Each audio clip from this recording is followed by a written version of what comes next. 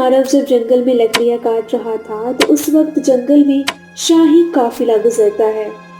राजा, रानी और मंत्री शिकार पर निकले होते हैं। रानी ने अपने गले में एक बहुमूल्य हार पहना हुआ है जो सोने और कीमती रत्नों से जड़ा हुआ है। अचानक शाही घोड़ा झूलता है और रानी के गले से हार टूटकर जमीन पर गिर जाता है। हार के गिरने की आवाज सुनकर रानी चौंक जाती है।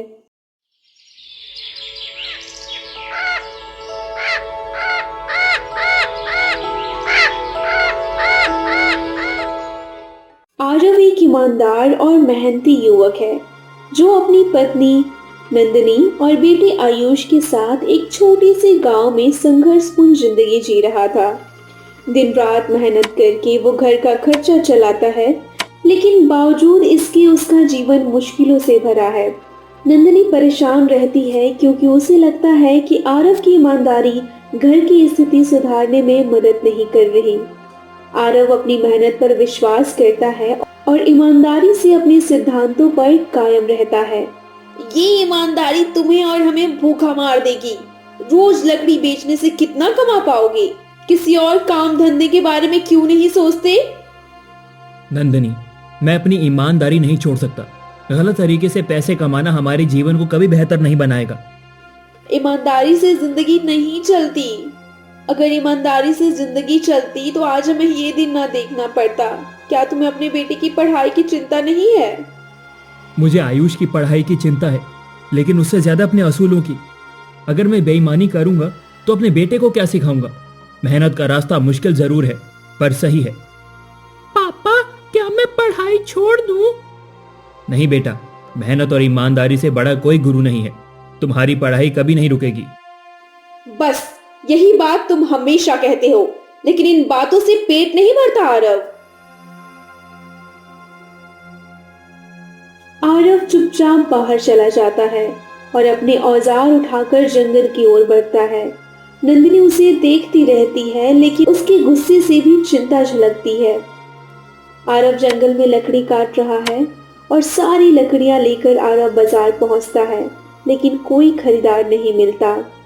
तो फिर आरव सारी लकड़ियां बाजार में रख देता है और शाम होने वाली थी। वह राशन की दुकान पर जाता है, थका हारा लेकिन उम्मीदें लेकर। भाई साहब, घर में कुछ भी नहीं है, बच्चों के लिए खाना नहीं है, थोड़ा राशन दे दीजिए। आरव, आज तो लकड़ी की जरूरत नहीं है, पैसे भी नहीं है। पहले जो उधारी थी वो चुकाओ, फिर बात करेंगे। भाई, मेरे पास अभी कोई तरीका नहीं है, घर में भूख लगी है, कुछ तो मदद करो। मैंने पहले ही कह दिया था, उधारी नहीं दे सकता। जब तक पहले का हिसाब नहीं चुकाओगे कोई बात नहीं होगी। आरव मायूस होकर खाली हाथ वहां से चलता है। उसके कदम धीमे हो जाते हैं, जैसे उसकी उम्मीदें भी टूट चुकी हों। शाम का समय था। आरव घर लौटता है, लेकिन नंदिनी का चेहरा गुस्से से भरा हुआ था। वह उसे आते देख चिल्लाती है। कहा था ना तुमसे, आज कुछ करने का रास्ता निकालो, फिर वही लकड़ी काटने का काम करते रहोगे। अब बताओ, खाने के लिए क्या लाए हो? कोई उधारी नहीं दी है तो क्या तुम बस इसी तरह हाथ फैलाते रहोगे? आरव पूरी तरीके से थका हुआ और निराश सिर झुकाए खड़ा रहता है। उसे कोई जवाब नहीं सोचता, सिर्फ अपनी असफलता का एहसास होता है।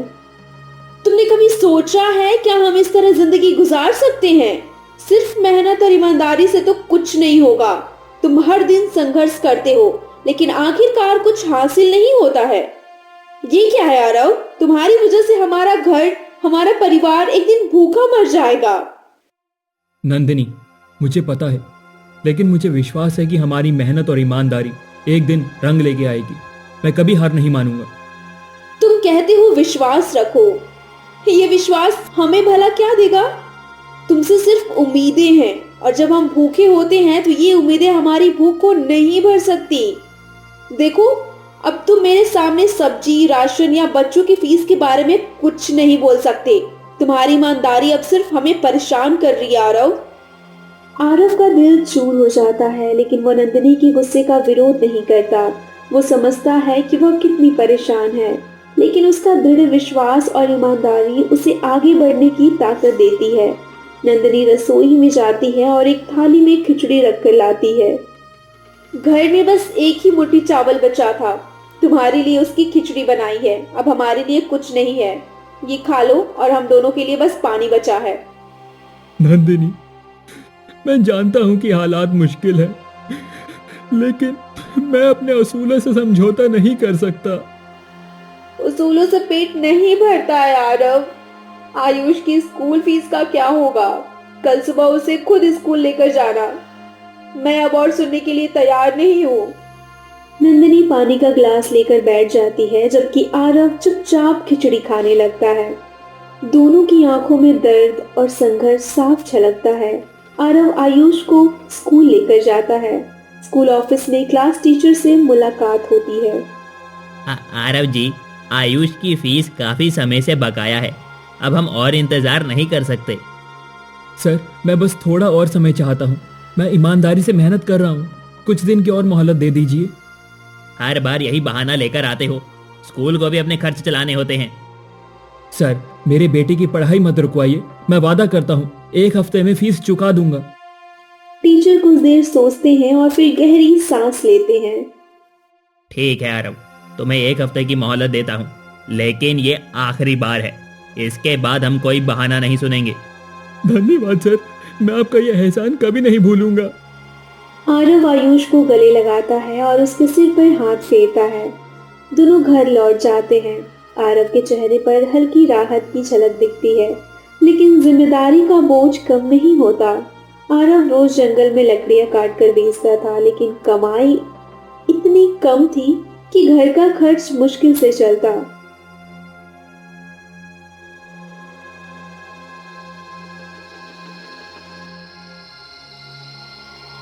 कई बार ऐसा होता कि रात को खाना सिर्फ नंदिनी और आयुष खाते और आरव बिना खाए सो जाता, तो कभी आयुष आरव खाते और नंदिनी बिना खाए सोती।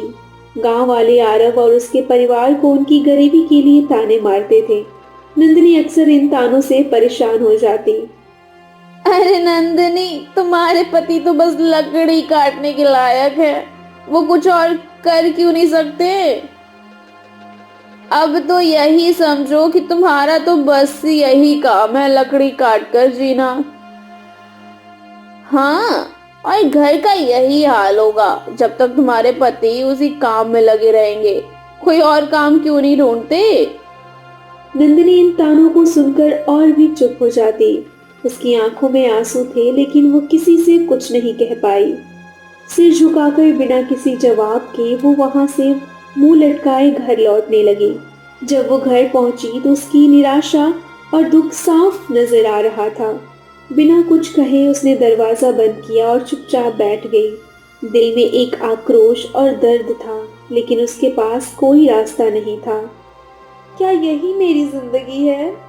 क्या ये मेरा और मेरे परिवार का भविष्य है? वो चुपचाप अपने आंसू पोंछने की कोशिश करती, लेकिन सब कुछ जैसे बेकार लगता है। आरव की संघर्ष, मेहनत और ईमानदारी के बावजूद नंदिनी को ये सब बर्दाश्त करना बहुत मुश्किल हो जाता है। फिर शाम को आरव जैसे ही घर आता है तो नंदिनी चिल्लाती है, सुन रहे हो? अब तो गांव वाले भी मजाक बनाने लगे हैं। लोगों की बातें सुनने से बेहतर है अपने काम पर ध्यान देना। एक दिन यही लोग हमारी तारीफ करेंगे। कठिन परिस्थितियां और कम भोजन के कारण नंदिनी का स्वास्थ्य बिगड़ने लगा। डॉक्टर ने आराम करने की सलाह दी, लेकिन घर का काम वही संभालती थी। तुम अपना ख्याल क्यों नहीं रखती नंदिनी? अगर तुम्हें कुछ हो गया तो? मैं जानती हूँ तुम्हारी मुश्किलें। अगर मैं कमजोर पड़ जाऊंगी तो घर कैसे चलेगा? एक दिन आरव जब जंगल में लकड़ियां काट रहा था तो उस वक्त जंगल में शाही काफिला गुजरता है। राजा, रानी और मंत्री शिकार पर निकले होते हैं। रानी ने अपने गले में एक बहुमूल्य हार पहना हुआ है जो सोने और कीमती रत्नों से जड़ा हुआ है। अचानक शाही घोड़ा झूलता है और रानी के गले से हार टूटकर जमीन पर गिर जाता है।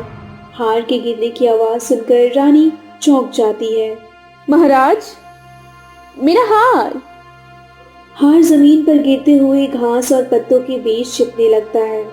रानी इसे देख पाती है, लेकिन वो हार को अपनी ओर खींचने के लिए झुकी नहीं। उसकी आंखों में चिंता और घबराहट है। ये कैसे हुआ? ये हार मेरी रानी के लिए अनमोल है, इसे ढूंढना बहुत जरूरी है। राजा उठ पड़ता है और हार को ढूंढने के लिए सैनिकों को आदेश देता है। सभी सैनिक हार को ढूंढो, ये हमारा सम्मान और रानी का प्यार है। सैनिक और मंत्री हार को खोजने के लिए इधर उधर बिखर जाते हैं, लेकिन हार जल्दी नहीं मिलता। सुनो, ये हार बहुत कीमती है, इसे हर हाल में ढूंढ कर लाओ, जंगल का कोना कोना छान मारो। महाराज, हम इसे जल्दी ढूंढने की कोशिश करेंगे, आप और रानी विश्राम करें।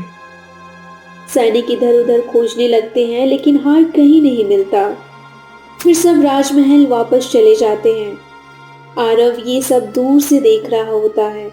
वो अपनी लकड़ी काटने का काम छोड़कर ध्यान से आसपास देखने लगता है। कुछ ही देर में उसकी नजर चमकती हुई चीज पर पड़ती है। वो पास जाकर देखता है तो वो हार होता है। ये तो वही हार है जिसकी राजा और रानी खोज करवा रहे हैं। इसे तुरंत लौटाना चाहिए। फिर वो लेकर जंगल से गांव की तरफ आने लगता है। सभी लोग कितनी देर से ढूंढ रहे थे, लेकिन मैंने इसे पाया। अब ये मुझे वापस लौटाना होगा। कल सुबह जाकर इसे रानी के पास दे दूंगा। आरव ये सोचते हुए हार लेकर राजमहल की ओर बढ़ता है कि शाम हो चुकी है और वो थक कर लौटता है। आरव घर पहुंचता है और नंदिनी को ये सारी बातें बताता है। नंदिनी, मैं वो हार लेकर आया हूँ जो राजा और रानी ढूंढ रहे थे। मैंने सोचा कल सुबह इसे वापस कर दूं। तुमने वो हार पाया? ये तो बहुत बड़ी बात है आरव, पर क्या तुम सच में इसे लौटा दोगे? नंदिनी के चेहरे पर सोचने की लकीरें हैं। फिर उसका मन लालच से भर जाता है। क्या होगा अगर हम इसे बेच लें? हम अपनी हालत सुधार सकते हैं आरव। तुम्हें नहीं लगता कि ये एक अच्छा मौका है? नहीं नंदिनी, ये हार हमारा नहीं है, मैं इसे लौटा दूंगा।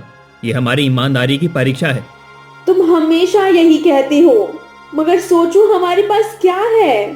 स्कूल की फीस भरने के पैसे नहीं हैं, घर में एक वक्त का खाना भी मुश्किल से मिलता है। ये हार हमें हमारे सारे कर्ज चुकता करने में मदद कर सकता है। हमारे पास जो कुछ भी है वो सब हमने अपनी मेहनत से कमाया है। ये हार हमें बेईमानी से नहीं मिलेगा। तुम देखो, हमारा समय आएगा, हम सही रास्ते पर ही आगे बढ़ेंगे। तुम्हें लगता है हमारी हालत ऐसी रहेगी? स्कूल की फीस, सब्जी और घर का खर्च कैसे चलेगा? हमें धैर्य रखना होगा नंदिनी, सही समय पर सब कुछ ठीक हो जाएगा।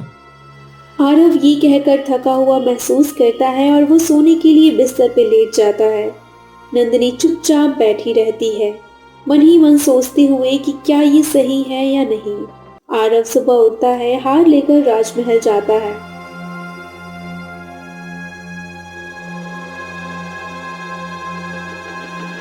वो सैनिकों से कहता है कि वो राजा से मिलना चाहता है। मुझे अंदर जाने दो, मुझे महाराज से मिलना है, कुछ जरूरी बात करनी है। एक गरीब लकड़हारा राजा से मिलने का सपना देख रहा है। मैं हार लेकर आया हूँ जो राजा और रानी ढूंढ रहे थे। कृपया मुझे राजा से मिलवाइए। सैनिक उसे राजमहल के भीतर ले जाते हैं। राजा और रानी की उपस्थिति में आरव हार को सम्मान के साथ उनके सामने रखता है। महाराज, रानी, ये वही हार है जिसे आप ढूंढ रहे थे। महाराज, ये आपका हार है, मुझे जंगल में मिला। तुमने इसे लौटाया, तुम इसे रख भी सकते थे। महाराज, मेरी ईमानदारी ही मेरी दौलत है, इसे लौटाना मेरा कर्तव्य था।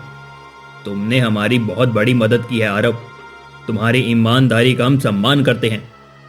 ऐसे सच्चे इंसान आजकल बहुत कम मिलते हैं। तुम्हारी सादगी और ईमानदारी सराहनीय है। महारानी, ये तो हमारा फर्ज था। तुम्हारी मदद ने हमारे सम्मान को बचाया है। अब तुम्हारे परिवार की हर जरूरत पूरी करेंगे। और तुम जानते हो, ये हार मेरे लिए बस बहुत कीमती है, क्योंकि ये मेरी माँ की आखिरी निशानी है। राजमहल में राजा और रानी के सामने आरव खड़ा है। उन्होंने उसे धन और उपहार दिए, लेकिन आरव विनम्रता से इसे अस्वीकार कर देता है। महाराज, रानी, मैं आपका बहुत आभारी हूँ, लेकिन मैंने जो किया वो मेरी जिम्मेदारी थी। मुझे इस हार को लौटा देने में कोई एहसान नहीं चाहिए। मैं मेहनत करने वाला व्यक्ति हूँ, मुझे किसी चीज की अपेक्षा नहीं है। राजा और रानी आरव की ईमानदारी को देखकर प्रभावित होते हैं। तुम्हारी ईमानदारी और कर्तव्य निष्ठा ने हमें बहुत प्रभावित किया है आरव। हम तुम्हें उपहार देना चाहते, लेकिन तुमने उसे अस्वीकार कर दिया। फिर भी तुम्हारे सामर्थ्य को देखते हुए हम तुम्हें एक अवसर देना चाहते हैं। राजा सोचते हुए कुछ निर्णय लेते हैं। मैं तुम्हारी कठिनाइयों को समझता हूँ आरव।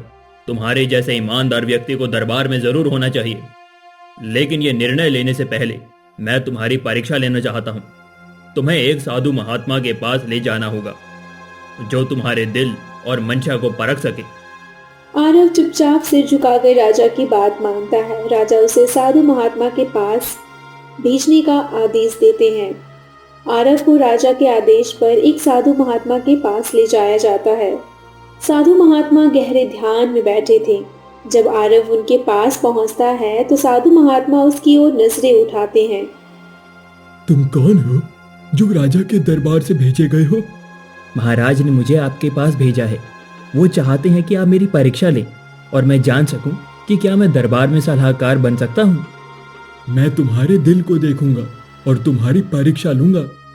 साधु महात्मा आरव को ध्यान से देखते हैं और उसकी मेहनत, ईमानदारी और धैर्य को समझते हैं। वो उसे कुछ समय तक शांतिपूर्वक सोचने के लिए कहते हैं। तुम में असूल है आरव। तुम्हारे अंदर ना केवल ईमानदारी है, बल्कि तुम्हारी सोच भी बहुत स्पष्ट है। तुम जिस राह पर चल रहे हो वो सही है। मैं राजा से कहूंगा कि तुम्हें दरबार में एक सलाहकार के रूप में नियुक्त किया जाए। साधु महात्मा की परीक्षा पूरी होने के बाद आरव को दरबार में एक सलाहकार के रूप में नियुक्त किया जाता है। राजा ने उसे उच्च सम्मान दिया और उसकी मदद से राजमहल की नीतियों में सुधार लाने की दिशा में काम किया। तुम्हारी सलाह ने हमारी स्थिति को बेहतर किया है आरव। तुम हमारे दरबार में एक महत्वपूर्ण स्थान प्राप्त कर चुके हो। अब तुमसे यही उम्मीद है कि तुम राजकाज को सरल और ईमानदारी से चलाओगे। महाराज, मैं केवल आपकी सेवा में हूँ। मेरी सलाह ये है कि हम जनता से सीधे संपर्क बढ़ाएं और उनके मुद्दों को प्राथमिकता दें। हमें नीतियां बनाते समय सिर्फ अपने महलों और दरबारों तक नहीं, बल्कि किसानों, श्रमिकों और गरीबों की भी सुननी चाहिए। उनकी परेशानियों को समझकर ही हम सच्चा बदलाव ला सकते हैं। राजा ने आरव की बातों को ध्यान से सुना और मुस्कुराते हुए कहा, तुम्हारी बात बिल्कुल सही है आरव। आज से हम जनता से सीधे संवाद बढ़ाएंगे और उनके साथ नीतियां बनाने का काम करेंगे। मैं तुम पर पूरा विश्वास करता हूँ कि तुम हमारे राज्य को सही दिशा में लेकर जाओगे। आरव अब राजा के साथ मिलकर फैसले लेने लगता है और उसकी सलाह से राजमहल के व्यापार और प्रशासन में सुधार आने लगता है। धीरे धीरे आरव अपने परिवार और घर की स्थिति सुधारने में सफल होता है। आरव का परिवार अब खुशहाल है। आयुष की स्कूल फीस का खर्च भी पूरा होता है और घर में पर्याप्त खाना होता है। नंदिनी की मानसिकता बदल जाती है और वो अब आरव के फैसलों का समर्थन करती है। आरव, मैं जानती हूँ कि तुम्हारी मेहनत और ईमानदारी ही तुम्हें यहाँ तक लेकर आई है। अब हमें किसी चीज की कमी नहीं है। ये सब मेहनत और सही रास्ते पर चलने का नतीजा है नंदिनी। हम अब तक सही रहे और हमें यही रास्ता अपनाना है।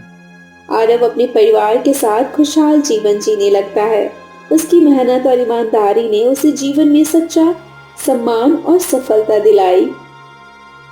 कहानी हमें ये सिखाती है कि ईमानदारी और सच्चाई हमेशा सफलता का रास्ता दिखाती है।